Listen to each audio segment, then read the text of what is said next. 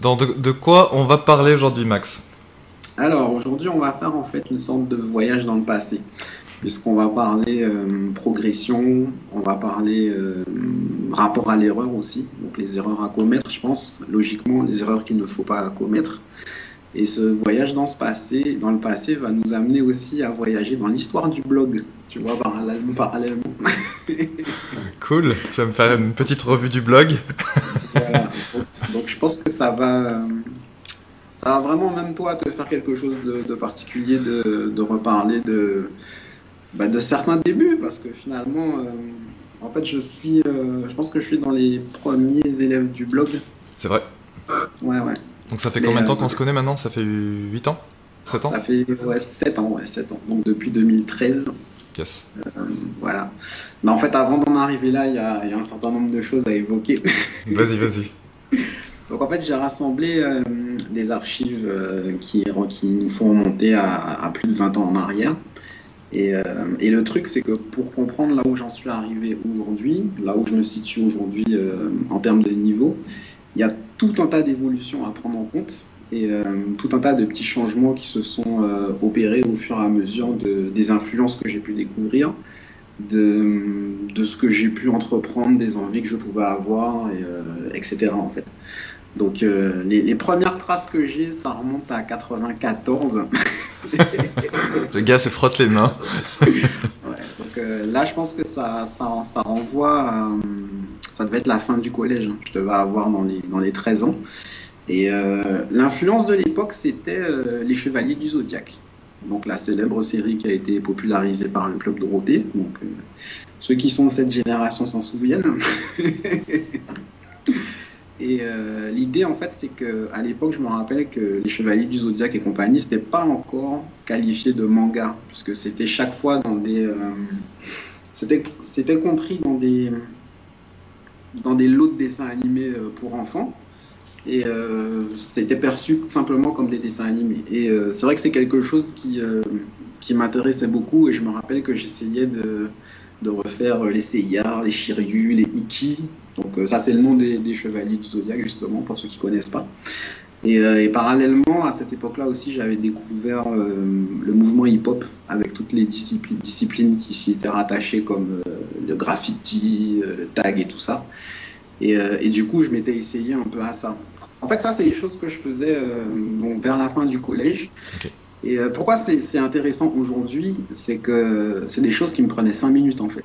Mhm. C'était au marqueur directement, il n'y avait pas de gomme, c'était des one-shots. Donc, un seul essai, et puis on y allait. Et alors, ce qui est intéressant, c'est qu'à cette époque-là, je ne savais pas faire les yeux. Donc, du coup, je les cachais toujours derrière des lunettes de soleil. Tous les personnages, ils avaient des lunettes de soleil parce que je n'y arrivais pas.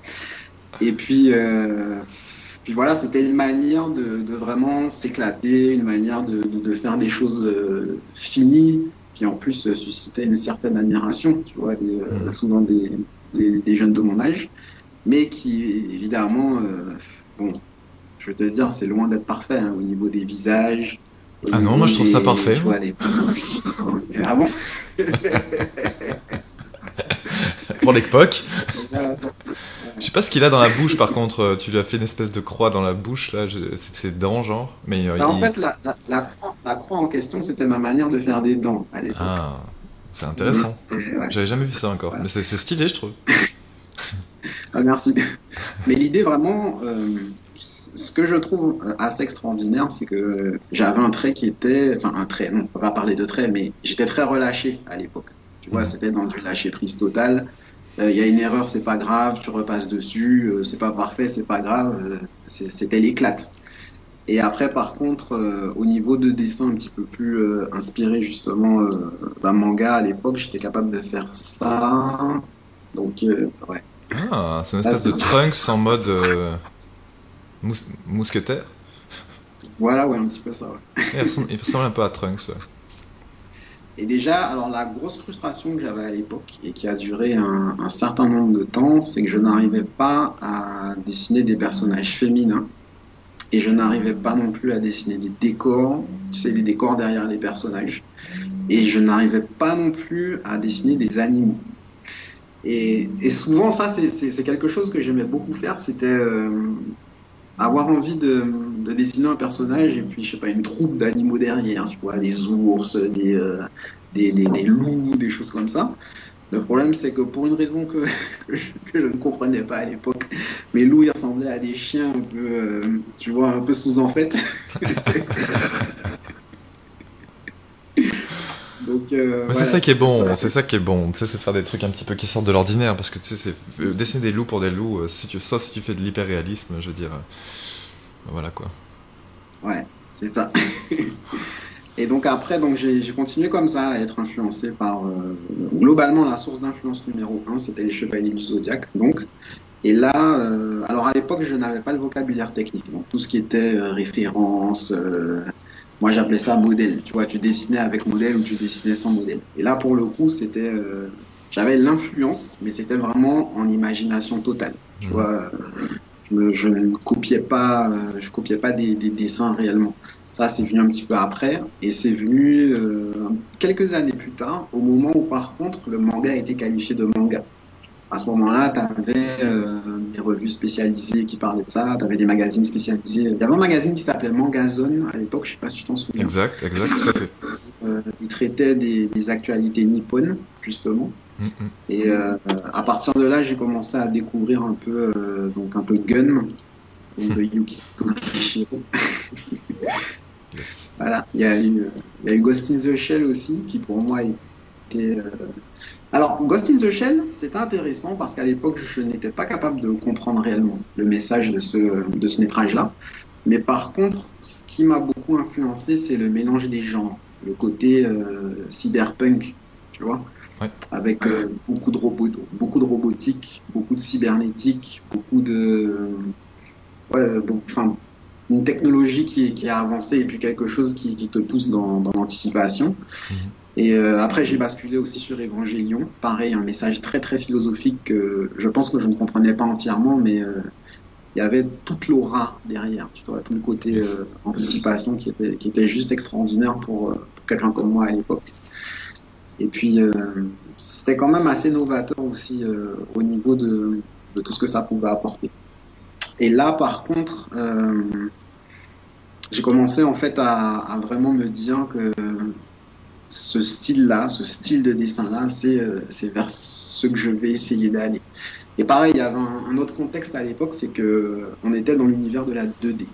On était dans les jeux de combat en 2D, donc type Street Fighter, type Fatal Fury, type Art of Fighting, donc pour les gamers qui fréquentaient un peu les bornes d'arcade à l'époque. Et là, pareil, j'étais complètement bloqué dans des personnages masculins. Je n'étais pas capable de faire autre chose, hein, techniquement. Donc ça donnait des choses un peu comme ça, tu vois. Ils étaient souvent armés, ils avaient souvent des sabres, des épées, tu vois, des poignards, des armures, des choses comme ça. C'est donc ça date de 99, hein. Donc ça quelques années plus tard. Donc c'est ouais, ça vaut ce que ça Yes. vaut. Non, non, mais écoute, c'est déjà mieux que moi à 22 ans. Donc il y avait des choses comme ça. Et là, en fait, on se rapproche déjà plus de ce que tu peux appeler la copie bête et méchante. Mhm. C'est-à-dire qu'on est toujours dans de l'imagination, donc il n'y a toujours pas de modèle. Mais par contre, les poses des personnages, les postures des personnages, les visages, tu vois, l'angle et tout ça, ça restait vraiment figé sur ce que je regardais. Donc on était vraiment tu vois, on était vraiment sur de la limite déjà à l'époque. Et je me rappelle que l'un de mes rêves aussi à ce moment-là, c'était d'être capable de changer d'angle, de changer d'angulation, de Ouais. faire à l'époque, tu vois, contre-plongée et plongée, je connaissais pas. C'était vue d'en haut, vue d'en bas. Et je m'y suis essayé à plusieurs reprises, mais ça donnait des catastrophes assez monstrueuses. À partir de là aussi, j'ai découvert les chroniques de la guerre de Lodos. Je sais pas si Ouais, ça bien te sûr. parle. Bien sûr, bien sûr. Donc là, on est dans le monde de l'heroic fantasy. Et là encore, c'est un espèce de mélange des genres. Et j'ai beaucoup aimé aussi après le steampunk. Donc le côté un peu rétro-futuriste. Ça aussi, j'aimais beaucoup. Et les choses ont commencé vraiment à changer. C'est-à-dire que j'ai commencé à quitter le manga, à partir de 99-2000, lorsque justement, pour essayer de dessiner des personnages féminins, je me suis intéressé à des artistes qui mettaient plutôt en avant des héroïnes. Donc, comme par exemple Michael Turner avec Batom. Yes, le classique. Voilà, le classique. Il y avait Witchblade aussi. Donc, la fameuse femme en armure. Yes. Et là, ouais. Donc jusque-là, tu as dû remarquer, hein, je dessinais beaucoup sur des cahiers d'écoliers, enfin, ce qu'on appelle des cahiers d'écoliers, donc avec des feuilles quadrillées. Et donc ça, par exemple, c'est un des premiers dessins que j'ai fait à l'époque, après avoir découvert Michael Turner.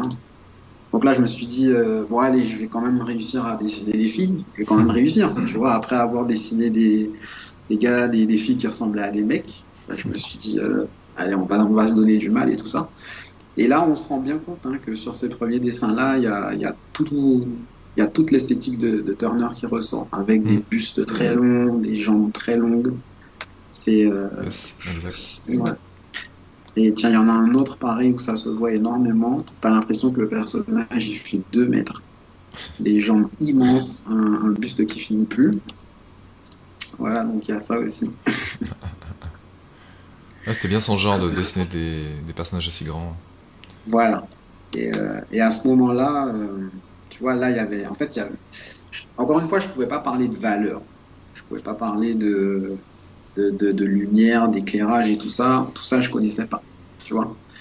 Et progressivement, mon chemin m'a mené vers le blog à partir de 2003, en fait. C'est-à-dire 10 ans avant. Attends, mais 10 ans avant. Okay. Parce que je suis rentré dans une bouquinerie en fait en 2003 et je suis tombé sur un espèce d'artbook.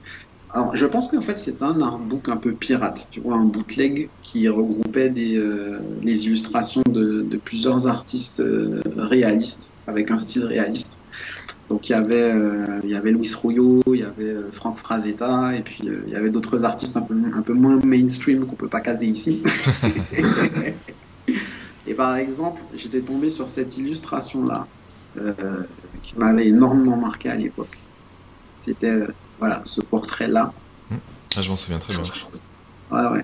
Où là, je m'étais dit, je pense que ça m'avait fait un peu le même effet que toi, à l'époque où t'as découvert Jean-Baptiste Monge. C'est même une grosse claque. C'est-à-dire que je m'étais dit, mais comment est-ce que quelqu'un peut réussir à faire ça avec un crayon? Comment est-ce que quelqu'un peut réussir à illustrer ça? Et là, justement, ça va m'emmener à parler d'une première grosse erreur que j'ai pu faire. Ça a été de choisir des standards trop hauts pour moi à l'époque. Parce que par exemple, quand j'ai vu ça, je me suis dit, mais c'est vers ce style-là que je veux aller maintenant. Je veux aller vers quelque chose de réaliste. Je veux aller vers une manière en fait de dessiner, mais qui te fait limite de dessiner toi dans une illustration. Et le problème, c'est que par rapport à ce que j'étais capable de faire techniquement, par rapport aux connaissances que j'avais, c'était vraiment, vraiment beaucoup, beaucoup trop haut.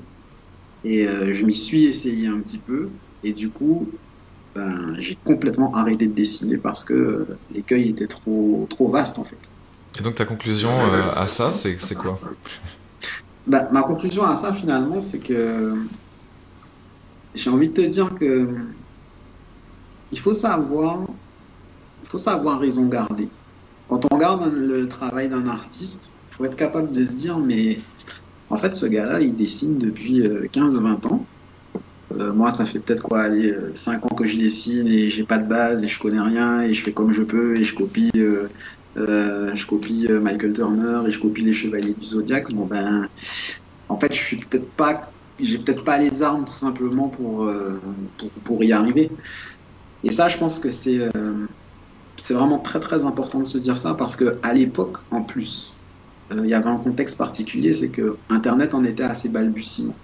Tu n'avais pas en fait aussi facilement accès au travail des artistes que ça l'est aujourd'hui. Donc tu pouvais voir quand même nettement moins de choses et tu voyais pas non plus le processus créatif de certains artistes. T'avais pas, tu vois, toutes les biographies, toutes les interviews, tout ce qui te permettait de comprendre que ces personnages-là, ces maîtres-là, en fait, ben, ils ont eu tout un cheminement artistique qui leur a permis d'arriver là où ils en étaient à ce moment-là pour arriver à faire ce genre de merveille-là. Mm.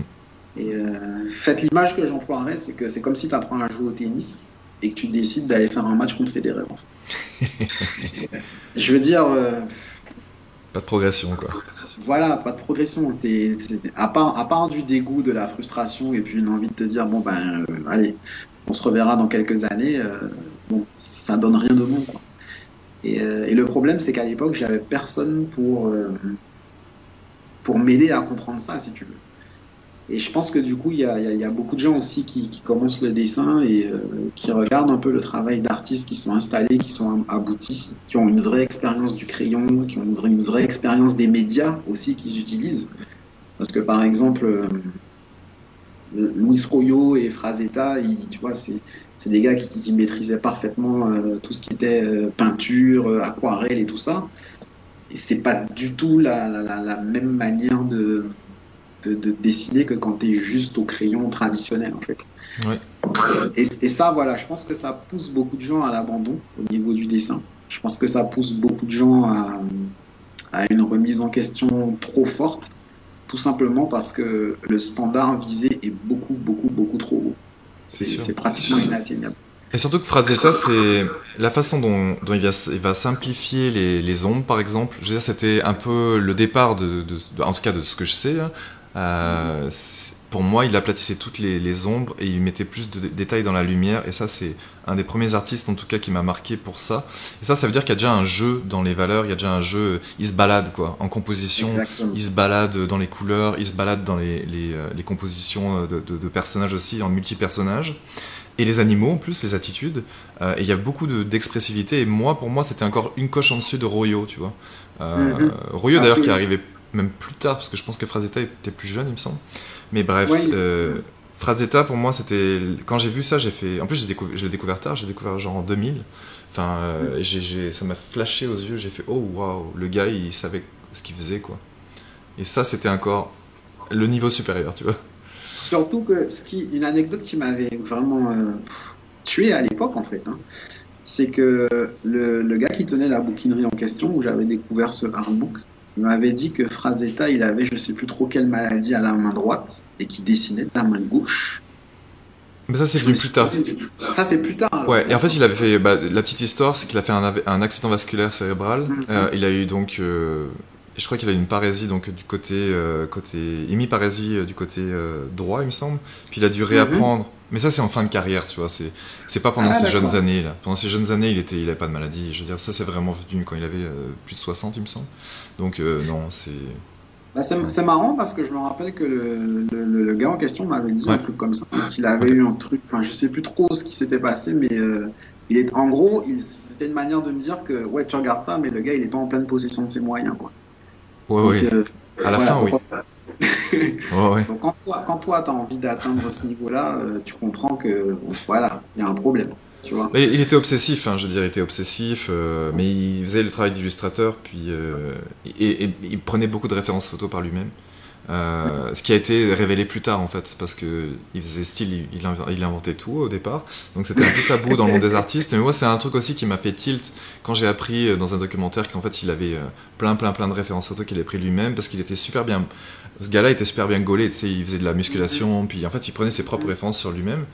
Et j'avais trouvé ça intéressant de voir que c'était un tabou à l'époque, les références photos. Et bizarrement, avant cette période-là, des années 80-70, il y avait plus d'artistes comme Leon Decker, etc., qui justement se cachaient pas de la technique des carreaux, qui se cachaient pas comme Rockwell aussi, pareil, il faisait la technique des carreaux.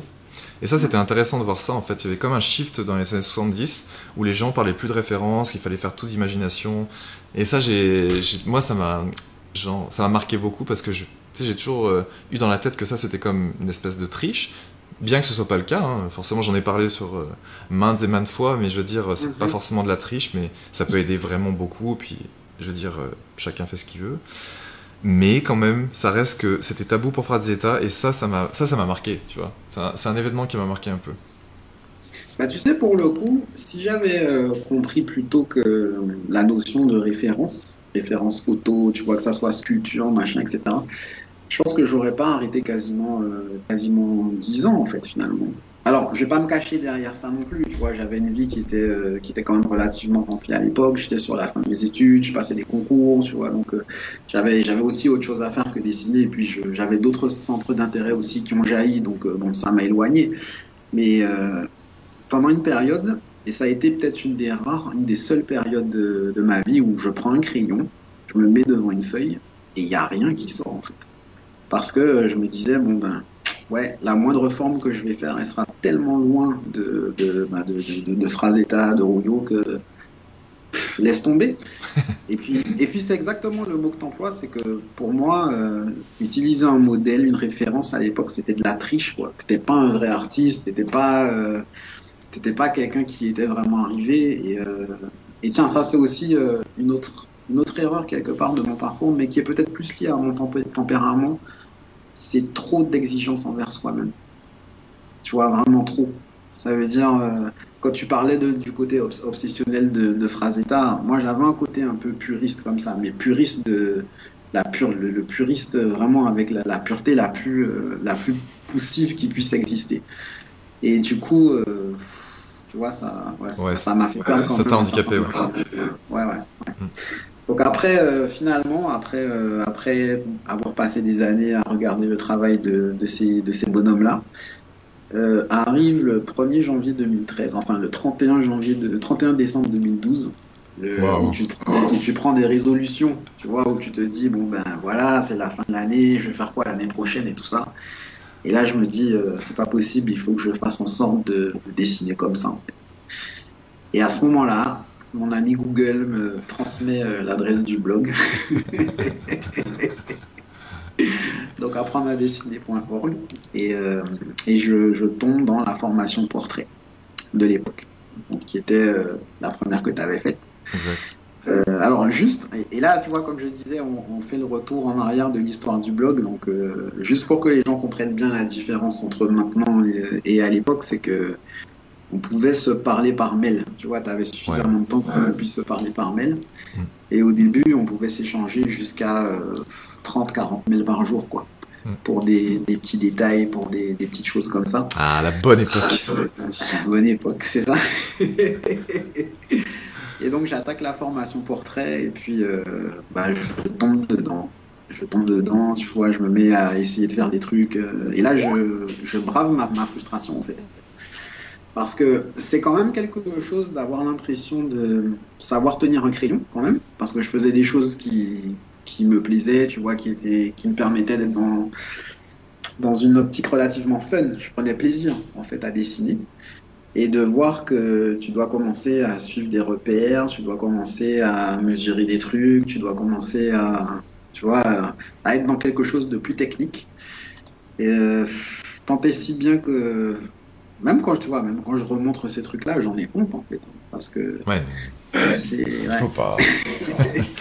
Non, mais c'est pas si mal, hein. Tu sais, il y a encore des élèves. Si tu vas sur le forum portrait, tu verras, il y a des élèves qui commencent aussi avec comme je leur montre là, face profil, même un peu trois quarts.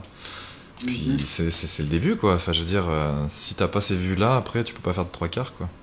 Donc c'est bien de s'entraîner sur des vues simples. T'es complètement bloqué. Alors à l'époque, je dessinais sur des carnets à spirale format A5. Je le dis parce que je pense qu'il y a peut-être des gens qui vont se poser la question. Donc c'était des vulgaires feuilles, tu sais, des trucs de pas de très bonne qualité en fait, et je faisais tout au crayon HB qu'on trouve dans les grandes surfaces. Les trucs que t'achètes à tes enfants quand ils vont à l'école. Donc voilà, j'utilisais ça. Parce que je crois que je t'avais posé la question de savoir est-ce qu'il faut un matériel particulier. Tu m'avais dit ouais non, mais surtout pas. Tu vois, pour apprendre les bases, ouais, c'est mieux sans rien de spécial, là, mais c'est. Ouais.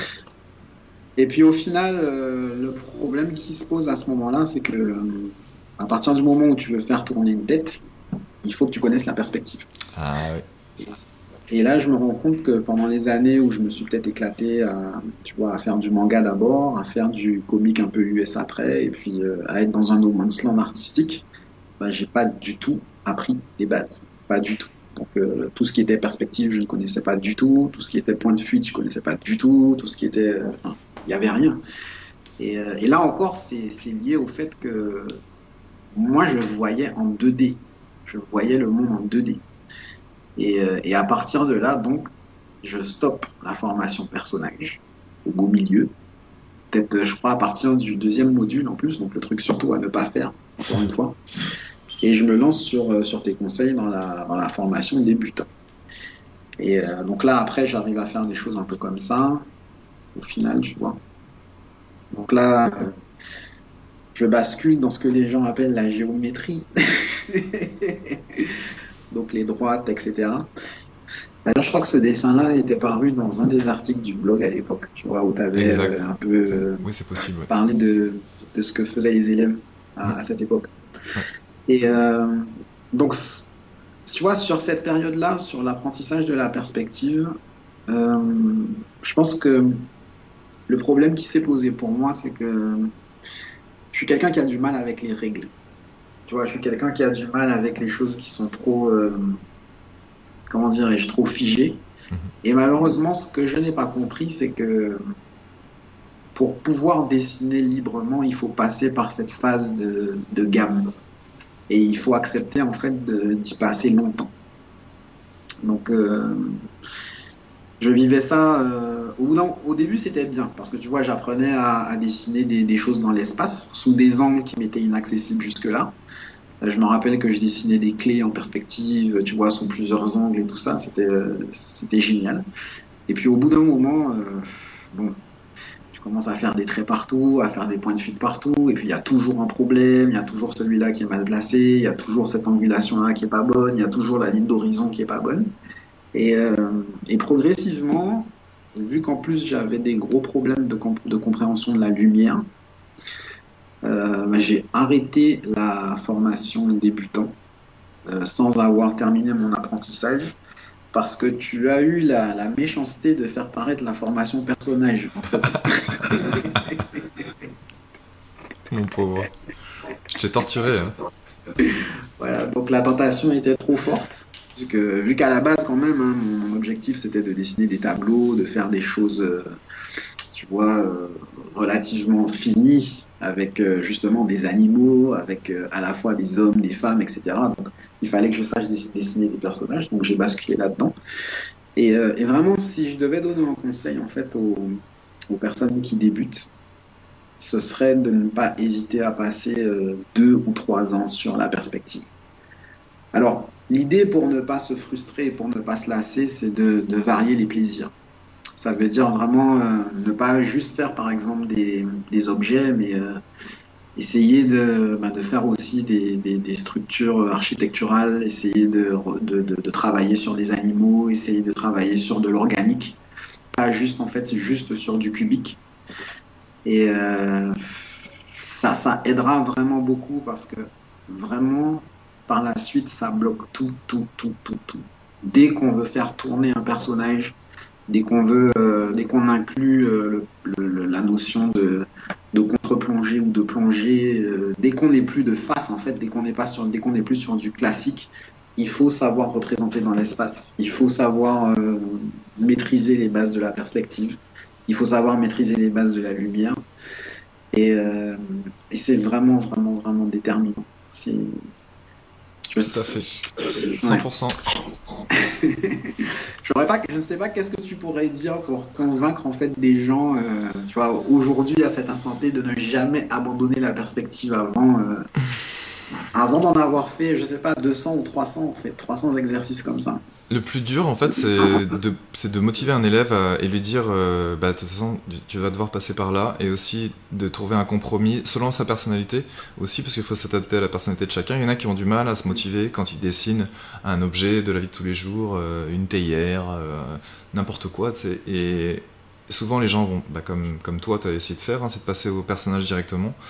Mais c'est pas inintéressant, une fois que tu as compris les bases, la simplification des formes complexes, comme les formes organiques, comme les animaux, même les plantes, tu sais, je veux dire, ça reste une forme organique, mais c'est intéressant de vouloir décomposer en cylindre, en cube, et essayer de dégrossir le truc en 3D, avec des formes primaires. Et à partir de là, dès que tu as compris ça, tu arrondis les angles selon le style de l'objet, selon les formes que tu vois, tu essaies d'arrondir les angles et au fur et à mesure tu essaies de polish le truc. Mais ouais, c'est ça, c'est cette progression en fait. Et c'est vrai que les élèves, il y a des élèves qui sont pas du tout autonomes dans leur progression. Quand ils viennent chercher un cours en ligne, ils se disent bah, j'espère qu'il y aura quand même du coaching et tout. Et c'est vrai, il y en a, mais ça reste un cours en ligne, ça reste un cours pas si cher que ça par rapport aux cours que tu peux donner en présentiel. Et c'est vrai que c'est difficile de donner un rythme à l'élève. Il y a des élèves qui s'en sortent très bien, il y a des élèves qui me disent jamais rien, qui font leur truc puis qui progressent très bien. Il y en a d'autres qui sont toujours en train de se dire est-ce que c'est bien ce que je fais? Ils veulent tout faire parfaitement, bah, comme toi, parfaitement, mais des fois ils veulent sauter des étapes, puis ils reviennent en arrière, puis ça leur prend du temps. Et moi, le plus dur pour moi, c'est de savoir où en est quel élève. Tu sais, j'essaie de faire du cas par cas, mais ça en est parfois impossible. Surtout en ce moment où ça commence à être vraiment, vous êtes nombreux. Donc. Mais avant, bah, à l'époque, encore 2015-2016, j'y arrivais encore. Maintenant, bah, j'ai une équipe, heureusement, qui fait ça avec moi. Mais je veux dire, on fait quand même ce travail-là. Bah, là, sur le travail de base du dessin, nous, on prend vraiment du temps. J'ai un assistant à plein temps sur les bases du dessin qui est là pour dire, bah, là, tu vas trop vite. Là, tu devrais revenir en arrière. Là, tu devrais dessiner ça. Toi, t'es un petit peu plus avancé parce que t'as un peu plus d'expérience. Tu pourrais aller vers des personnages tout de suite et commencer à dessiner un petit peu, mais simplifier juste, sans te soucier de l'anatomie. Et c'est toujours ça, en fait. Le plus dur, c'est toujours de faire reculer l'élève, finalement. Ceux qui veulent aller trop vite et ceux qui se disent, qui se sont mis des fausses idées dans la tête, de se dire, bah, moi, je vais dessiner comme un professionnel dans 2 ans. En fait, si t'as démarré de rien, ça va pas se passer, en fait. Ça va juste pas se passer. En tout cas, ce sera peut-être, tu vas commencer à peut-être gagner des sous avec tes dessins, mais ce sera pas Frazetta, quoi. Enfin, tu sais, à un moment donné, il faut rester réaliste. Donc, c'est sûr que de dire à un élève, bah, tu vas passer au moins 4-5 ans avant de maîtriser ça, avant d'être probablement commencer à peut-être même à pouvoir vendre tes dessins, tu vois, c'est difficile de leur faire intégrer ça. Donc il y a des élèves qui ont déjà un petit coup de crayon, donc pour eux c'est peut-être plus facile, mais des fois c'est plus difficile, parce que ceux qui ont un coup de crayon, ils ont aussi l'ego de se dire, bah moi j'ai plus d'expérience. Je sais faire, tu vois. Et ces gens-là, tu vois, même qui dessinent depuis 20 ans, des fois c'est les plus dur pour moi. Ces gens, je suis obligé de leur dire, bah en fait, t'as pas vraiment les bases du dessin. Je suis désolé de te le dire. Et il y a des personnes âgées qui aiment pas du tout. Ces personnes âgées, c'est Mamie Ginette qui est dans un... Je suis désolé, c'est un stéréotype ce que je dis, mais j'en ai vu tellement. Mamie Ginette qui, tu sais, je suis désolé, je dis mamie, mais imaginons que ce soit Ginette qui a 70 ans, qui arrive vers moi, qui fait, ouais, j'ai vraiment envie d'apprendre, ça a l'air intéressant ce que vous dites, mais je comprends rien aux ordinateurs, je comprends rien au machin, je comprends rien au truc, puis ça fait 10 ans que je suis un cours, bah, c'est pas un cours en fait, elle est dans il y a un prof qui lui donne, c'est même pas un prof d'ailleurs, qui lui donne un modèle, tiens, copie-moi ce port là, après elle commence à faire de l'aquarelle alors qu'elle connaît pas du tout l'aquarelle, puis ça fait les élèves difficiles. Je suis désolé de le dire, mais ça fait des élèves difficiles qui ont trop d'ego de se dire qu'ils sont pas encore les bases, puis quand je leur montre les vraies bases, ils font mais c'est trop compliqué pour moi, c'est de la géométrie, on se croirait en mathématiques. Je fais mais non, c'est pas de la géométrie, enfin c'est de la géométrie oui, mais c'est pas des mathématiques là, si c'est bien expliqué, c'est simple. Et en fait, en 3-4 semaines, normalement, tu pourrais acquérir les bases du dessin si tu t'y mets correctement. Et il y a aussi le deuxième problème, c'est de motiver les gens à se dire il faut le faire un peu tous les jours. Et de profiter de l'effet boule de neige. Et ça, c'est tellement dur à intégrer. Alors je comprends qu'il y a des parents comme toi, d'ailleurs, des jeunes parents, qui ont des enfants en bas âge. C'est sûr, ça demande du temps, ok. Je veux dire, chacun a son emploi du temps. Là.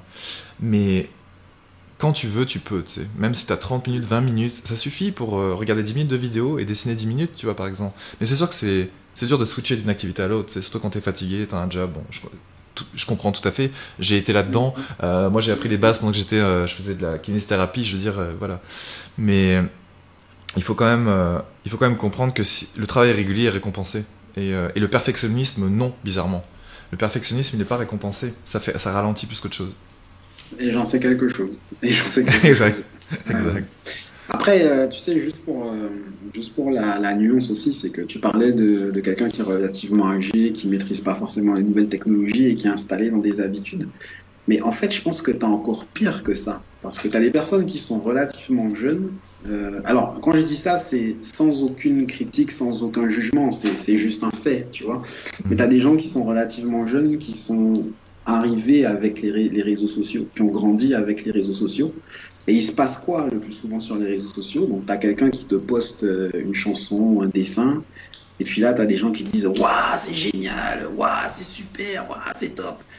Et ça, c'est toujours quelque chose qui m'a qui m'a beaucoup déstabilisé d'une certaine façon parce que, comme je t'ai dit, mon standard c'était Frazetta, c'était Rouillot et puis d'autres qui sont vraiment, tu vois, qui ont vraiment des années et des années d'expérience.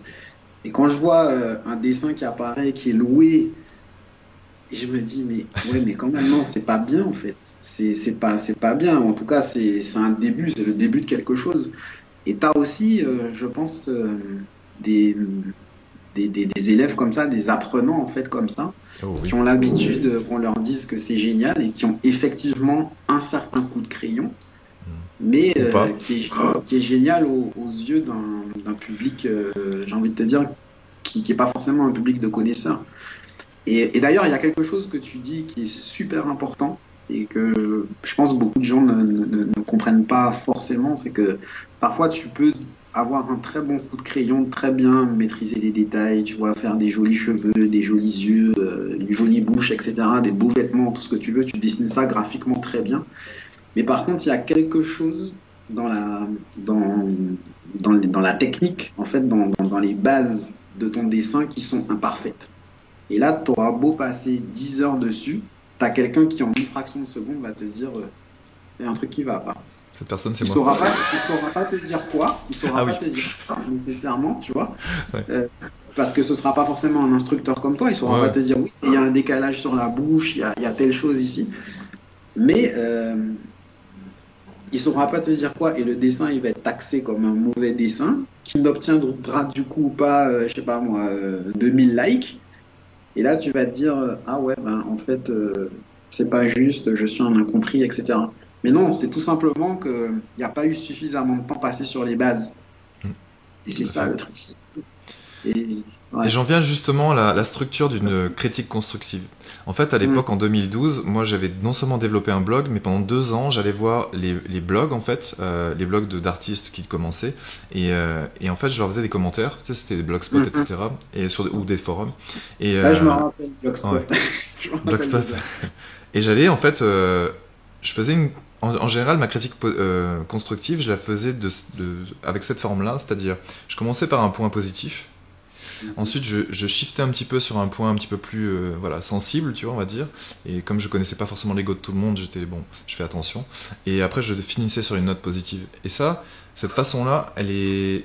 J'avais envie d'instiller ça, tu vois, dans le monde du dessin, parce que Mhm. je pense que c'est quelque chose qui fait, à la fois, ça te fait du bien, à la fois, ça te fait remettre en question. Puis tu te dis, ça te fait remettre un petit peu l'ego de côté, quoi. Et si tu te prends la critique de plein fouet, je sais qu'il y en a qui sur les forums, même sur les miens, hein, qui se clashent un petit peu, ça arrive. Mais souvent, il y a trop d'éloges, et ces éloges, elles sont pas accompagnées de quelque chose de constructif. Donc c'est sûr que quand quelqu'un n'a pas le niveau technique, ça je peux comprendre. Moi, en tout cas, mon job, c'est vraiment d'apporter le niveau. Même si je passe 1 minute sur le dessin avec un petit commentaire rapide, j'essaie toujours Mhm. d'apporter un peu de valeur, tu vois. Voilà. Si c'est bien fait, c'est bien fait. Je vois pas d'erreur, c'est tranquille. Mais si je vois quand même une erreur, tu sais, je me sens obligé, même si c'est pas un élève à moi, tu sais, je me sens obligé au moins de lui soumettre quand même le truc parce que. D'ailleurs, sur mon groupe Facebook, c'est pareil. Tu sais, j'essaie d'éduquer les gens à observer, à prendre leur temps pour voir s'ils voient des erreurs eux-mêmes. Et quand ils voient un truc bizarre, même s'ils comprennent pas techniquement ce que c'est, juste à dire le truc, bah là j'ai l'impression qu'il y a une bizarreté ici. Je pourrais pas mettre le doigt dessus exactement techniquement, Mhm. mais ça me paraît bizarre, tu vois. Mais avec tact. Tu vois, c'est ça, c'est la forme aussi.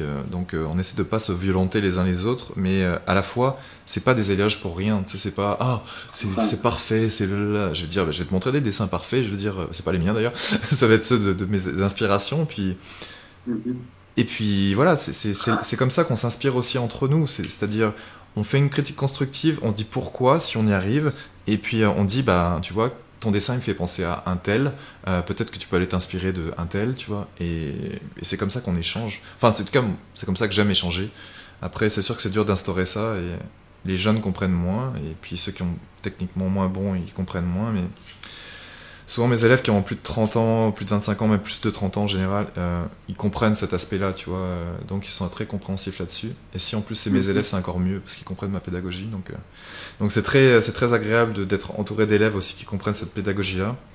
Mais pour faire comprendre ça, des gens qui ont beaucoup d'ego, genre des gens de 21 ans, 20 ans, souvent qui ont beaucoup d'ego, quand sont en train de se découvrir, ils sont en train de découvrir leurs hormones, ils sont sur les gars qui sont un peu dominants, ils se disent ah ouais, moi j'ai le dessin c'est mon truc et tout.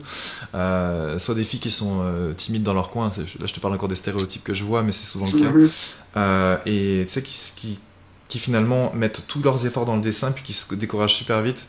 J'essaie de prendre moi en tout cas mon job c'est d'essayer de comprendre la personne, essayer de se dire bon on va essayer de la replacer, on va essayer d'avancer ensemble, puis encore une fois je pense que la critique constructive c'est le meilleur outil pour avancer en fait. Tu sais, c'est d'ailleurs pour ça que en 7 ans j'ai posté très peu de mes créations sur le blog en fait. Très très peu. Je me suis jamais présenté dans les galeries de présentation, je crois. C'est vrai. Et il y a peut-être juste au tout début, tu sais, quand t'avais switché du blog à l'école de dessin avec les forums et tout ça, j'avais posté, je crois, 2-3 dessins. D'ailleurs, dans un ordre un peu bizarre parce que je comprenais pas très bien comment ça fonctionnait à l'époque. Non, c'est pas que je comprenais pas, c'est que je ne voulais pas comprendre. Parce que je vivais ça comme une frustration, tu vois, de ne plus être dans le mode, très proche, très proche de l'instructeur et tout ça. Toi, t'avais volé ton prof, toi. Voilà, c'est ça, exactement. J'avais mon prof, là, laissez-le moi à moi, là. C'était bien avant. Et après, justement, quand je voyais en fait les réactions des uns et des autres, comme tu dis, des éloges à n'en plus finir, je me suis dit, bon, je vais attendre d'être satisfait de mon travail et après seulement je vais poster. Donc, pour le coup, à ce jour, j'ai toujours rien posté. Vraiment. Parce qu'après, comme tu dis, il y a un problème de perfectionnisme derrière. Mais ça, c'est dû aussi au fait que à partir du moment où j'ai commencé à apprendre la perspective et les bases, je crois que mon trait il s'est rigidifié. Tu vois, c'est pour ça que c'était important de montrer un peu les tags du tout début où c'était très, tu vois, comme ça. À partir de ce moment-là, je me disais bon chaque trait il doit être mesuré, chaque coup de crayon il faut qu'il fasse mouche. Et à partir de là, t'avances avec quand même un petit peu plus de pression sur la feuille. Mais j'y arrivais quand même, tu vois. Donc au final, pour revenir sur la progression, donc j'ai attaqué la formation personnage. Donc tu vois, je m'y suis mis, j'ai appris, je suis passé très trop vite sur l'anatomie. Donc à ce moment-là, tu vois, ça pose un problème aussi. Aller trop vite sur l'anatomie, c'est pareil. Je pense vraiment après avoir passé beaucoup de temps sur la perspective, il faut aussi passer beaucoup de temps sur l'anatomie quand on passe au personnage. Connaître le squelette. Parce que souvent, j'observe les réactions dans le forum et il y a des gens qui disent « Ah ouais, mais je comprends pas pourquoi il faut imaginer le squelette en dessous. » Mais... c'est tellement un classique. Ouais, et ça, c'est super important, apprendre le squelette. Et le pire, c'est que quand on en fait un peu tous les jours, on se surprend à retenir sternum, à retenir clavicule, à retenir scapula. Ça rentre en fait. Ça rentre. Et moi honnêtement, au début, ça me paraissait impossible de connaître tout ça. Mais en réalité, t'as pas une connaissance encyclopédique de tout ça, t'as une connaissance fonctionnelle. Exactement. Parce que tu sais que tu vas dessiner une épaule, alors tu sais que là, tu auras besoin de cet os-là, par exemple. Tu sais qu'à force de le travailler, de le regarder dans ton manuel d'anatomie, ça s'appelle comme ci, ça s'appelle comme ça. Ça rentre comme ça. Et il faut accepter, encore une fois, de prendre le temps d'apprendre. En fait. Je crois que c'est ça le plus difficile, il faut accepter de prendre le temps. Ouais. C'est comme quelqu'un qui fait de la pâtisserie, qui décide de faire une forêt noire. À ton premier essai, à ton deuxième essai, elle sera pas parfaite. Non. C'est après, tu vas commencer à détecter des subtilités dans la manière de faire ta chantilly, dans la manière de doser exactement le chocolat là où il faut. En fait, c'est comme ça que ça vient. Il y a un cheminement de l'expérience qu'il faut accepter.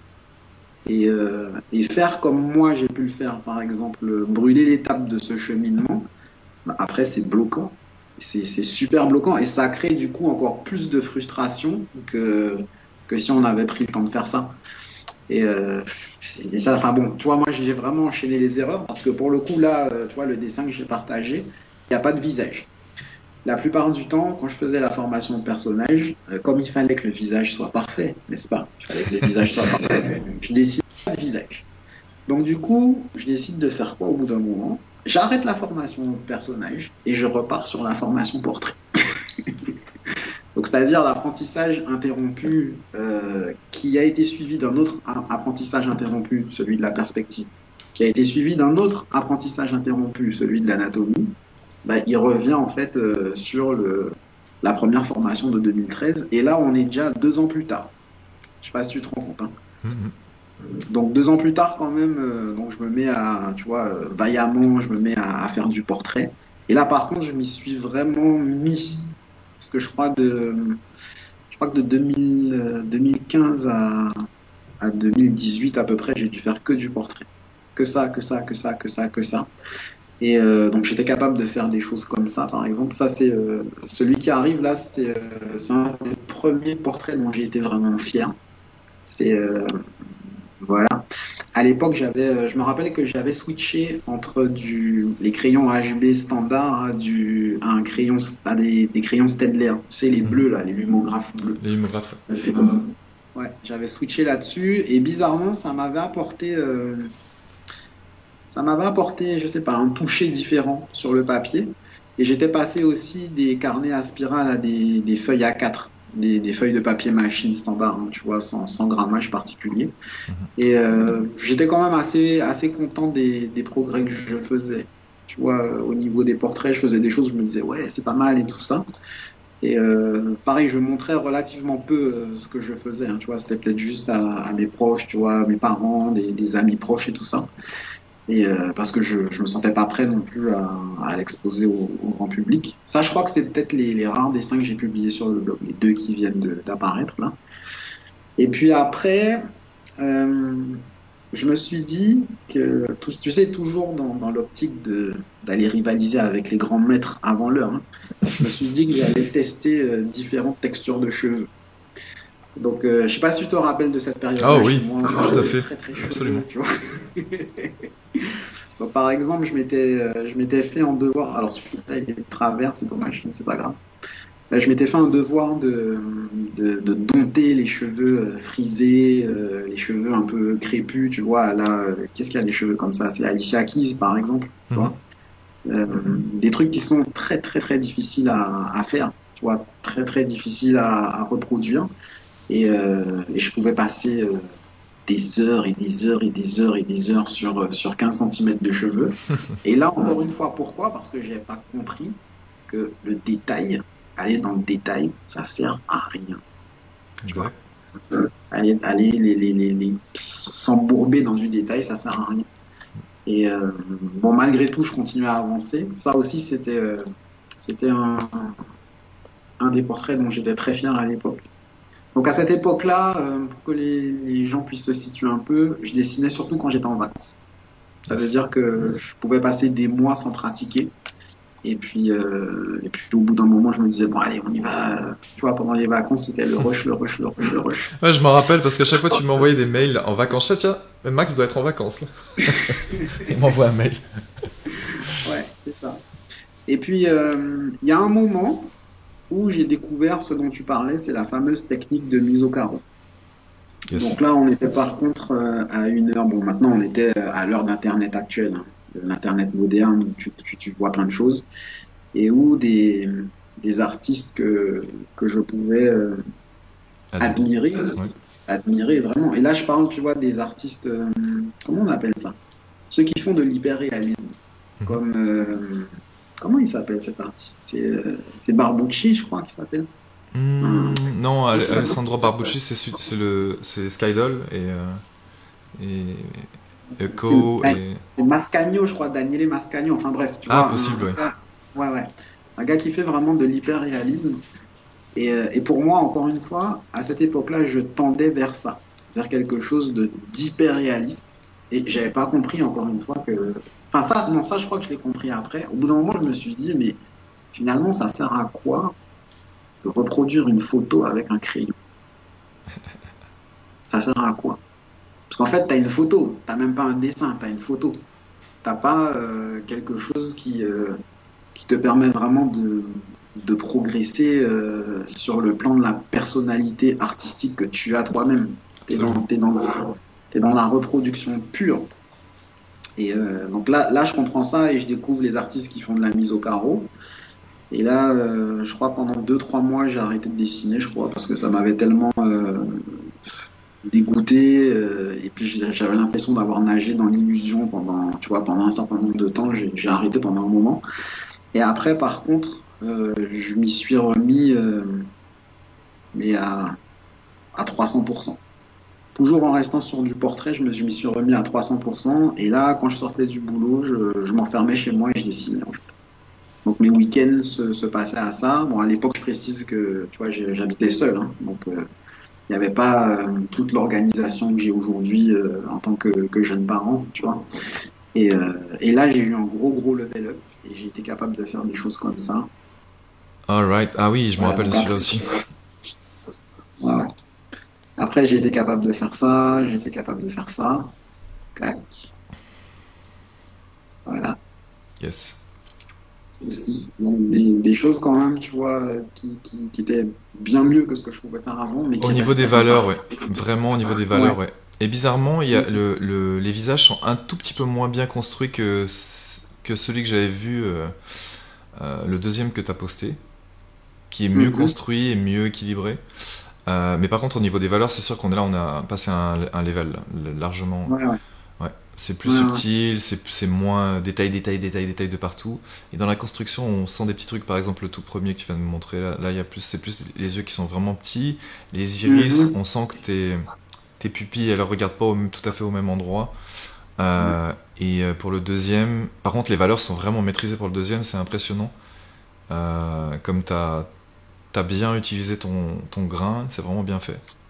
Après, c'est plus au Mhm. niveau ouais, des arcades sourcilières, le gauche est un petit peu trop haut, mais sinon c'est plutôt bien roulé, ouais. Ouais, ouais. Et il y en a un autre qui arrive là aussi, où là j'avais fait un gros travail sur les cheveux. Ça va bien.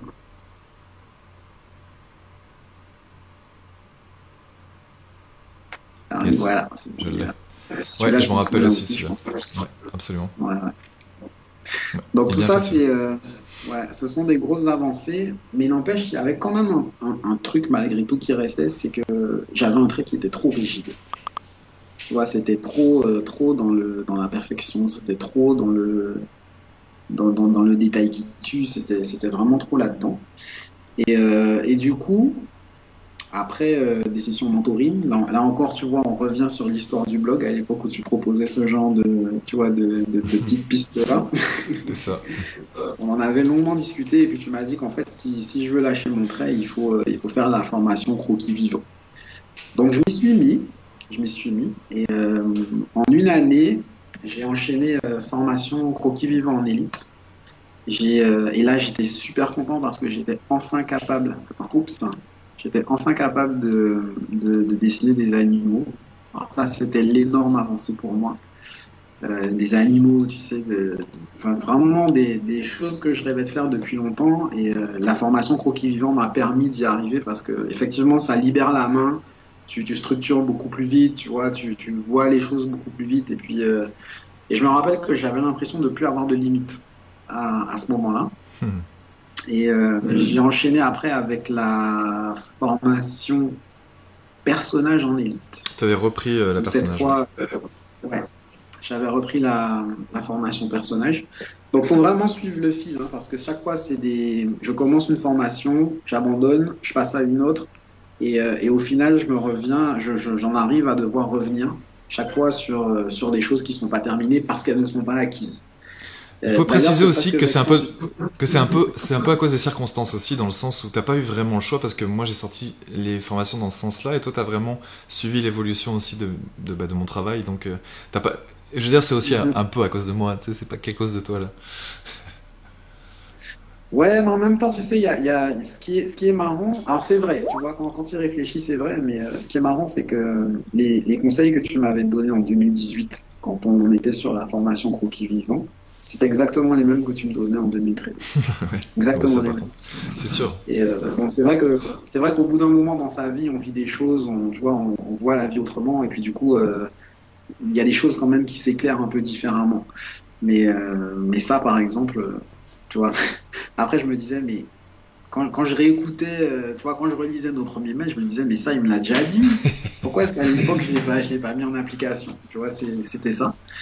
Et après, pour couronner le tout, bah, je suis revenu au final sur la formation débutant en élite. Et, euh, et tu vois, ça pour le coup, ça m'avait quand même demandé une remise en question. Et puis, je peux pas dire que je sois quelqu'un qui a énormément d'ego. Tu vois, je me définirais plus comme quelqu'un de très déterminé, mais pas forcément comme quelqu'un d'orgueilleux. Parce que bon, je suis quand même capable, tu vois, de revenir sur des erreurs que j'ai pu faire. Mais quand je vois, par exemple, quand je voyais les portraits que j'étais capable de faire, me dire, faut que je refasse la formation débutant, je me suis dit, oh là là, qu'est-ce que c'est que ce truc?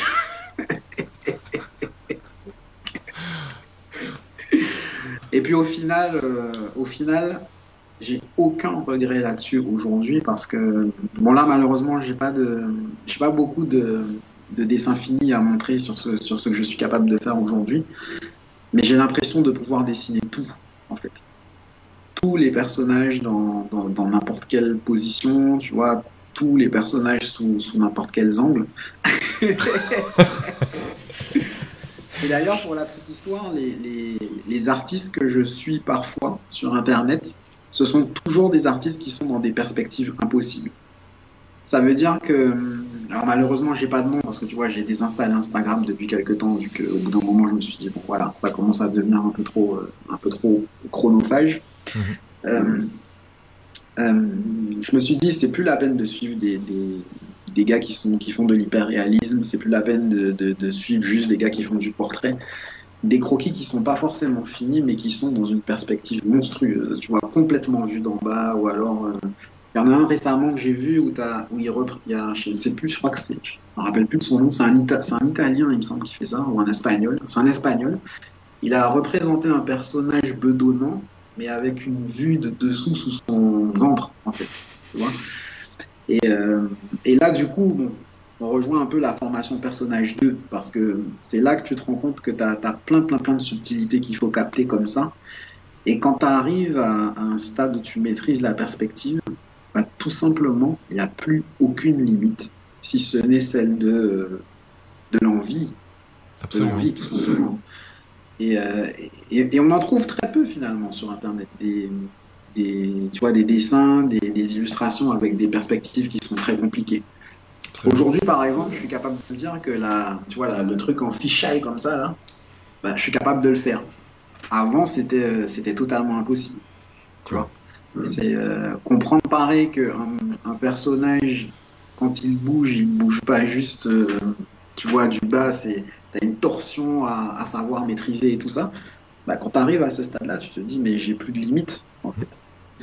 Là, j'ai envie de te dire, ce qui me reste à faire, c'est me former un peu sur la composition. Enfin, même beaucoup d'ailleurs, pour pouvoir vraiment aller vers des illustrations qui sont finies. Et attends, je vais quand même montrer les tout derniers portraits que j'ai faits. Donc ça, c'est 2018. C'était juste avant l'arrivée de la petite, qui pour le coup a beaucoup chamboulé le calendrier. Donc là, c'est des dessins d'imagination, j'imagine, qu'ils te prennent montrer ou... Non, alors là, c'est les derniers portraits que j'ai faits. C'est les tout derniers portraits que j'ai faits. Et les dessins d'imagination. Ah, il y en avait un, mais j'arrive pas à le retrouver là. Donc tu vois, il y a celui-là. Alors en 2000, attends, je vais essayer de retrouver son équivalent parce que ça, c'est un portrait que j'avais refait, que j'avais fait en 2015 et que j'avais refait en 2018 pour voir l'évolution. Et puis tout récemment aussi, ça, je m'y étais repenché un peu avant Noël. J'ai fait celui-là, voilà, où j'ai rajouté de la couleur. Parce que maintenant, mon truc, c'est... Alors, pendant le confinement, j'ai fait une trentaine de portraits qui sont en attente de crayonnage. Tu vois, j'en ai fait plein. Mais l'objectif, c'est de tester des nouvelles choses à chaque fois. Donc, de tester des hachures, de tester, tu vois, d'autres manières de poser les valeurs. Justement parce qu'à partir du moment où on maîtrise tout ça, ben, on se rend compte que comment dire ça? Le choix, en fait, au niveau du trait, il est énorme. On peut quasiment tout faire, on peut quasiment tout tester, et on n'a plus peur au final de rater un dessin. Parce que ce qui m'a très longtemps poursuivi, ça a été de me dire, mais ce dessin-là, il faut pas que je le rate, il faut absolument que je le réussisse. Et du coup, bah, ça fige énormément le trait. Et aujourd'hui, j'en suis à un stade où je m'amuse, tu vois, vraiment sur une feuille, quoi. Parfait. Ouais. C'est le stade le plus amusant là, quand on commence à manipuler les objets comme on veut, à comprendre les choses en 3D. C'est vraiment, ça devient vraiment, c'est là qu'il y a vraiment le plaisir de créer qui Ouais. arrive. Et avant c'était plus en 2D, maintenant c'est le plaisir de créer en 3D. Et c'est là que c'est le meilleur en fait. Et puis d'aller chercher en fait tu vois, des trucs qui étaient vraiment inaccessibles avant. C'est ça que je trouve qui est le mieux. C'est de me dire que maintenant, si je veux, je peux créer ma cohorte d'animaux derrière, Et ça, tu vois, derrière deux personnes qui se tiennent la main et ça va tenir. Et pourtant, techniquement, tu vois, ce sera pas super détaillé, mais il y aura quelque chose de vraiment chouette, quoi. C'est c'est un peu vraiment ça. cool. C'est vraiment cool. Ouais. Je suis vraiment content pour toi en tout cas.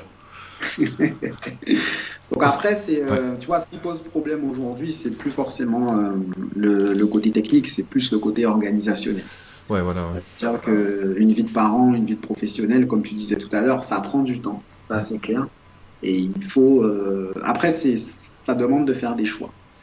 Ça veut dire que le temps qu'on va passer à regarder, je sais pas moi, 4 vidéos sur YouTube et qui vont emmener après à regarder 4 autres vidéos et au final on va perdre 1 heure, ben, on peut choisir de mettre cette heure-là dans le dessin. C'est super important, tu vois. Mm. Le temps qu'on a.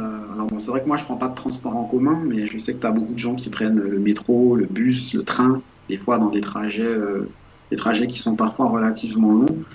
Pouvoir se dire qu'au lieu d'être dans son téléphone, ben, ou dans son, tu vois, dans son PC, ben, on prend son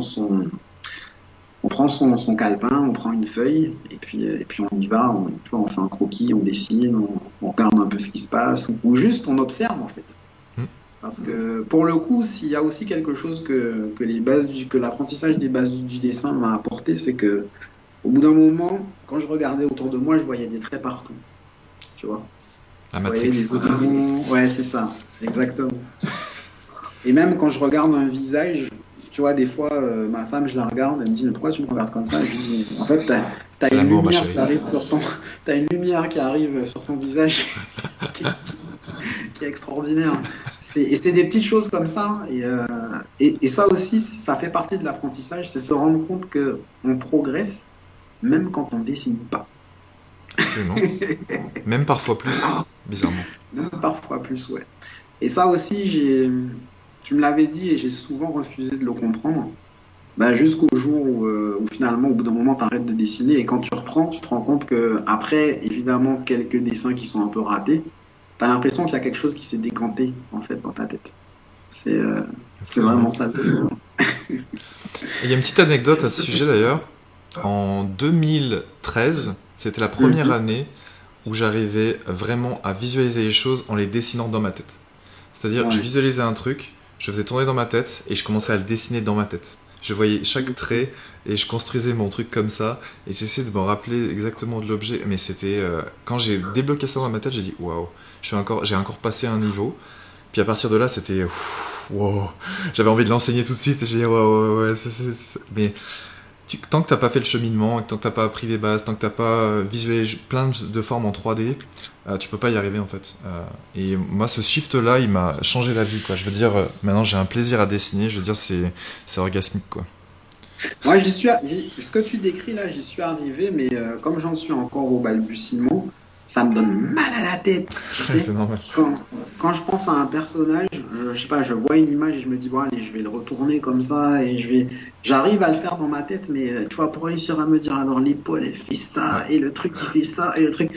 Waouh, ça, c'est de la projection mentale et je pense que quand on arrive à ce stade-là, effectivement, Mm. on est à un stade de maîtrise qui est bon, tu vois, qui est quand même relativement satisfaisant.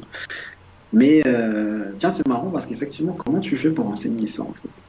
Ouais, Pour enseigner l'image mentale en fait. Comment ouais, en tu fait, fais? le truc, c'est que j'ai compris comment ça marche. Tu sais, je me suis intéressé aux neurosciences, je me suis intéressé au fonctionnement du cerveau. Il y a aussi toutes les études que j'ai faites. Et moi, j'ai fait donc 4 ans d'études dans tout. J'ai eu 1 an de prépa et 3 ans d'école.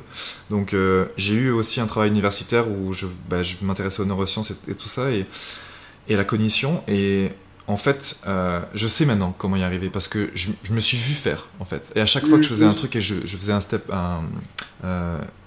j'avançais un petit peu dans mon travail, je Mhm. savais, à chaque fois que je faisais un level up, que je l'ai fait grâce à ça. Et à chaque fois, je m'observais, je me disais, ça, je l'ai fait grâce à ça. Je sais à quel moment je l'ai noté. Je sais quel dessin j'ai fait à ce moment-là. Et tu vois, le shift, par exemple, de forme très rigide, comme toi, tu m'as dit tout à l'heure. Je faisais des formes très rigides après les bases du dessin. Mais moi, c'est exactement pareil. C'était très rigide. D'ailleurs, un jour, j'en ai parlé à mon ami Jean-Baptiste Monge. Il m'a dit, hey, c'est débile de faire ça et tout. Mais je sais que Jean-Baptiste, il apprend de façon très organique, puis il va pas forcément pouvoir l'expliquer. Mais moi, je suis capable de l'expliquer, tu vois. Je sais quel shift j'ai fait, et quand mes personnages j'ai ressemblé, bah, c'est sûr que je faisais mon personnage, tu sais, cubique, dans une perspective complètement homogène. Je m'en rappelle encore, je me disais, ouais, mais le jour où tu vas pouvoir tourner les membres, le jour où tu vas pouvoir donner plus de rythme à ton personnage, là, il va ressembler à quelque chose en perspective et en 3D. Et c'est là que je me suis dit, là, tu vois, je tiens le bon bout, mais il va falloir que je patiente un petit peu avant d'assouplir tout ça. Et le jour où tu assouplis tout ça, après, tu fais, ah, ok. Là, c'est un personnage avec de la structure, du rythme. C'est un vrai bon personnage que tu peux déformer en 3D. Tu peux mettre une perspective fisheye, tu peux tu sais, tout en proportion. Et là, quand tu sais faire ça d'imagination, et moi, mon premier vraiment gros dessin d'imagination que j'ai fait, c'était probablement vers justement la création du blog. C'est là où je me sentais vraiment. Bah, j'étais prêt, en fait, à enseigner. Tu l'as celui-là ou pas? Je pense qu'il doit être dans mes cartons, il faudrait que je le revoie là. C'était un personnage en perspective fisheye comme ça. Je dois l'avoir je pense qu'il doit être chez mes parents, à mon avis. Il doit être chez mes parents. Il y a beaucoup de médecins qui sont chez mes parents. Il y a beaucoup de dessins que j'ai perdus aussi, des dessins que je me suis débarrassé avant que je me dise que j'allais enseigner. C'est sûr que j'aurais gardé plus ça. Mais c'était un des premiers dessins où je me disais, waouh, je commence à vraiment voir le truc en 3D, à donner du rythme, et waouh, j'étais fier de moi, tu sais, mais je me suis dit tout le travail que j'ai donné pour arriver là. Parce que j'ai fait comme toi, moi j'ai fait des allers-retours sur plein de notions différentes. Ça a été long, mais ça a été long. C'était l'enfer. Surtout qu'à l'époque, au début, tu avais appris dans les livres, toi, il me semble. Ouais, j'avais appris, moi dans je l'ai là derrière, là, c'était un livre de perspective. Mon premier livre, c'était. C'était quoi, celui de Loomis? C'était celui de Loomis? Non, c'était pas Loomis, c'était D'Amelio. Perspective Handbook de Joseph D'Amelio. C'est celui-ci. Et donc en anglais, j'étais nul en anglais en plus. Donc très très bon. Très très bon, je m'en suis inspiré d'ailleurs pour faire mon mini-guide sur la perspective, qui était vraiment le premier truc que j'expliquais et qui était difficile à expliquer. Et, absolument. Ouais. Après c'était Loomis forcément, donc pour la formation portrait, c'est sûr que je me suis inspiré grandement de Loomis parce que c'est pour moi la meilleure méthode toujours. Bien que ce soit un peu rigide, Loomis c'est un peu rigide, ça reste une méthode comme une autre. C'est sûr que c'est moins rythmé que ce que font certains autres dessinateurs, mais je pense que le niveau des instructeurs c'est ces deux-là. Je veux dire, c'était les deux gros. Et pour les personnages, bizarrement, c'était... Merde. Comment il s'appelle? Il était très classique à l'époque, j'avais 18 ans quand j'ai acheté ces bouquins, c'était Hogarth. Ah oui. Ouais, Bern Hogarth, qui était un Allemand. En fait, alors, les textes étaient horribles, c'était traduit de l'allemand, c'était absolument horrible. Mais digne de Google Traduction quasiment. Ouais, c'est ça. Et après, je crois qu'il allait aux États-Unis, il a enseigné au Centre des Arts... pas à Los Angeles, mais en tout cas, peut-être Pasadena, je sais plus exactement. En tout cas, il a enseigné là-bas, et c'était quelqu'un de très difficile à vivre apparemment. Mais peu importe, en tout cas, ses dessins étaient j'aimais pas du tout le style, mais par contre, ça m'a enseigné beaucoup sur la perspective organique. Tu vois, avec les mains, ici je me rappelle, il mettait des lignes de fuite, et je comprenais pas ce que c'était à l'époque. J'ai compris après, il mettait des lignes de fuite au-dessus des phalanges. En fait, c'est très très agréable parce que tu peux t'en servir pour dessiner les arches des mains et pour donner du rythme à la main. Et moi à l'époque, ça n'avait pas encore fait son cheminement, j'étais trop jeune. Mais quelques années plus tard, à 25 ans, j'ai dit ah ouais, je crois que je comprends ce qu'il faisait avec sa construction là. C'est très compliqué les mains, quand même. Très compliqué. Bah en fait, c'est comme un objet complexe. C'est un des plus gros objets complexes du corps humain parce que t'as tellement chaque doigt a sa perspective. Ouais, c'est ça. Chaque doigt a sa perspective, puis on se rend pas compte en fait de la mobilité du pouce, tu vois, qui peut aller à l'opposition avec les autres doigts. Et ça, c'est vraiment le truc le plus difficile à dessiner, tu sais. Ouais. Mais tant que tu t'es pas aperçu, en fait, tant que tu comprends pas la perspective, c'est pas possible, quoi. Tu peux pas. Ouais. D'ailleurs, pour la petite histoire, avant d'en arriver au blog, j'ai eu une période aussi, j'apprends dans les livres. Ouais, je m'étais commandé plein de trucs, apprendre la perspective, apprendre à dessiner les mains, les yeux, le nez, la bouche, etc. Bah, au final, j'ai tout revendu. J'ai tout revendu parce que, tu vois, c'est resté là à prendre la poussière. Et puis après, je me suis dit, bon, on va mettre de côté ce souvenir inutile. Et puis voilà. Et douloureux. Mais non, ouais. Non, mais vraiment, c'est mettre le paquet sur la perspective, mettre le paquet sur l'anatomie. Et aussi, alors, moi, c'est quelque chose que je pense que j'ai fait naturellement et qui m'a beaucoup servi parce que j'observe beaucoup et puis je suis quelqu'un de créatif et puis, tu vois, j'ai toujours parcouru beaucoup de BD, j'ai toujours observé beaucoup de choses, mais mettre dans sa tête une bibliothèque d'images, en fait. Construire une bibliothèque d'images. Ça, c'est déterminant. C'est vraiment déterminant parce que, au final, quand on arrive même au dessin d'inspiration, et que tu te dis, bon, ben, allez, je vais dessiner, je sais pas moi, je vais dessiner un dragon ou je vais dessiner une voiture des années 60, ben, en fait, si tu l'as pas dans ta tête, c'est impossible de la dessiner. Absolument. Et là, on se précipite sur des références et on s'emprisonne sur des références. Et ouais. Je pense que c'est vraiment très important aussi. Enfin, j'ai l'impression qu'il y a tout qui est important pour le coup. Mais ça, ouais. Ce qui est important, c'est de le faire dans le bon ordre finalement. Ouais, exactement. Mais tout est important, oui, c'est sûr. De toute façon, tu es obligé de passer par toutes les étapes, donc y a pas de saut. Tu peux pas sauter les étapes de la perspective au personnage. Je veux dire, c'est comme. C'est les gens qui débloquent qui font ça. Ouais. Non, qui sont en fait, c'est juste de l'inculture graphique en fait. C'est tout ça, c'est juste ça en fait. Ouais, il y a une culture dans le sens vraiment, en fait, tu ne peux pas savoir. C'est pas dans le sens je ne connais pas, mais c'est vraiment dans le sens tu peux pas savoir. Quoi. Exact. Si t'as pas la source d'information, ben, logiquement, tu vas pas pouvoir trouver ce qu'il faut là où il faut et comme il faut. Un dessin que j'ai fait pour la formation débutant et qui est un dessin d'inspiration en fait. Ok. Ça, c'est un dessin d'inspiration. Nice. Donc là, pas du tout de référence ou un petit peu de référence? Là, pas du tout. Alors, juste des références pour même pas pour les véhicules, mais pour les trucs en cuir. Tu vois, les costumes en cuir. Juste pour ça. Ok. Mais sinon, rien du tout. Yes. Là, c'est vraiment tout. Attends, je vais chercher une rallonge parce que mon ordi va se décharger. Pas de problème. Voilà, sur ce dessin-là, tu m'avais fait une correction super longue. Et en fait, quelqu'un d'autre que moi t'aurait dit que tu m'avais déboîté. Parce qu'en fait, tu sais, on en était, vu qu'on même qu'on était dans une progression sur ce que je savais faire, t'étais passé relativement vite sur ce qui allait. Tu vois, je me rappelle. Ça veut dire que oui, tu vois, au niveau du visage, ça allait plus ou moins. Au niveau du crayonné, ça allait plus ou moins. Et on avait mis en évidence tous les problèmes de composition avec, tu vois, les soucis de comment dire ça, comment on appelle ça, tu vois, les points focaux en fait. Ouais, les points de centre d'intérêt, ouais. Voilà, qui guident l'œil, qui attirent l'œil et tout ça. Alors ça, honnêtement, ça reste une de mes faiblesses aujourd'hui. Hein. Ça reste, tu vois, quelque chose qui est pas forcément très abouti et sur lequel il faut que je travaille. Mais c'est facile à fixer, par contre, dans le sens, tu verras, c'est facile à corriger. Après la formation de composition, tu verras, tu seras bien plus à l'aise avec ça. Et voilà, tu vois, ce que j'adore en fait sur ce dessin-là, c'est que là, j'arrive finalement à guérir un peu mes frustrations de l'époque. C'est que j'arrive à dessiner un personnage féminin qui ressemble vraiment à une femme. Bon, même s'il a un bras elle a un bras qui est démesurément long. Oui, je me rappelle. Et puis surtout, il y a des animaux. Tu vois, il y a des animaux dessus de différentes espèces. Je pense que j'en ai même un peu trop parce que tu vois, j'aime bien dessiner ça. Et, voilà quoi, tu vois. Yes. Mais c'est à peu près ça. C'est les dernières choses vraiment finies que je peux vraiment montrer. Et voilà. Et tu vois, je trouve que ça vaut le détour. Ça valait justement les années. Ah mais complètement. Les prises de tête, ça valait les.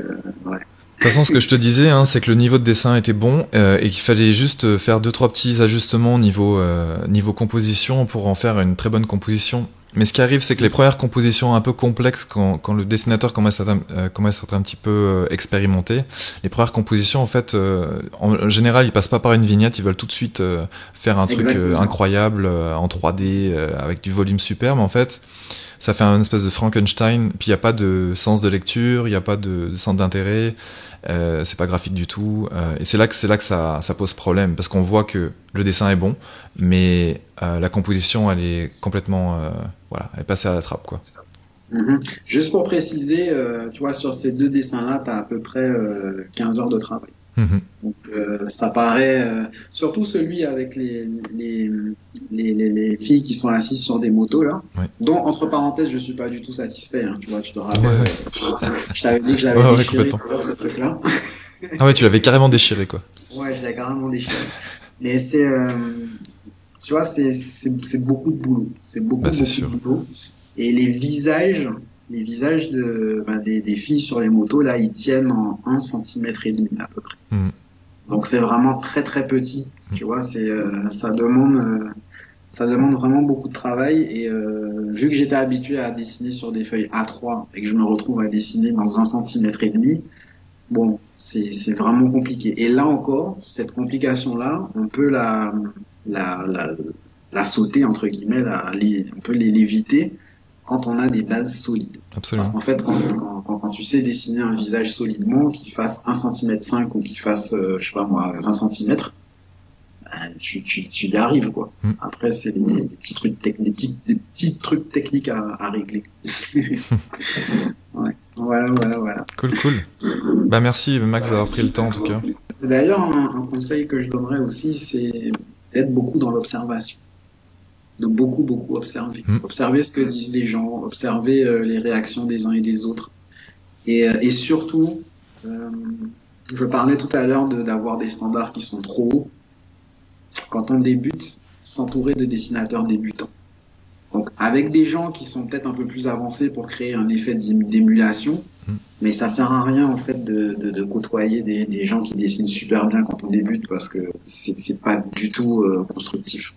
Ça force justement à aller plus vite, ça force à sauter les étapes, ça force à demander des conseils qui seront utiles sur le moment, mais qui après vont être contre-productifs parce qu'ils vont amener à revenir en arrière. Absolument. Donc c'est vraiment, en fait, s'entourer d'une communauté d'artistes du même niveau que soi. Qu'on soit intermédiaire, mais avec des intermédiaires. Qu'on soit avancé avec des avancés. Exact. Parce que pareil, j'ai vu des gens qui ont un niveau relativement avancé et puis qui s'amusent à être au milieu de débutants en disant ouais, moi je sais pas. Les problèmes d'ego, ouais. Ouais, les problèmes d'ego. Donc voilà. Vraiment cool. Mais je suis vraiment content d'avoir pu voir ça avec toi. C'est vrai que c'est vraiment révélateur de ce problème de ne pas faire les choses dans l'ordre et de voir le temps que tu as pu perdre aussi là-dedans, qui est, encore une fois, est en partie de ma faute. mais c'est sûr que maintenant, les gens ont plus vraiment d'excuses, en fait. Ils ont plus d'excuses. Ouais. Est-ce que tu avais un petit mot de la fin à rajouter ? Un petit mot de la fin, je dirais tout simplement, la limite est ce qu'on veut donner. Nice. Tout simplement, la limite c'est ce qu'on veut donner. Merci encore Max, sincèrement d'avoir pris le temps. Je te souhaite le meilleur pour l'année 2021 qui arrive. Et puis nous on se retrouve probablement ici ou là. Yes. Et puis je vais te laisser, je vais aller relever mes mails. J'ai du job qui m'attend. L'administration. C'est ça. Bon, sur ce je te dis à plus. Merci encore. Il n'y a pas de souci. Allez, bye. Ciao.